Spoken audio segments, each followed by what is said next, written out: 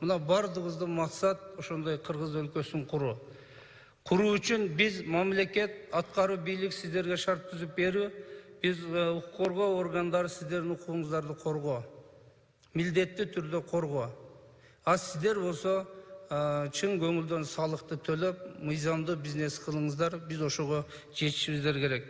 Ошо жетүү максатында биз төмөндөгүдөй башкармачылык түздүк. Башкармачылык эмне иш аткарат, сиздерге түшүндүрүп берейин. Ишеним телефону түзүлгөн. Андан сырткары прокуратурда сайт бар. Сайтта онлайн арыз бере турган бөлүм бар. Сиздер арыз жазасыздар, ал арызды мен жардамчыман бөлөк эч ким окубайт. Ошол күнү текшерүүнү баштайт.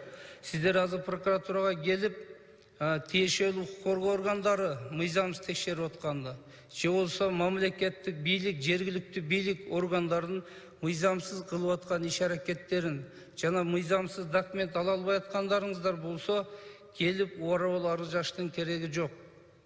Ошол сайт, прокуратуранын сайтына кирип онлайн арыз жазыңыздар, даректи, телефонду көрсөтүңүздөр, биздин кызматкерлер барып текшерет.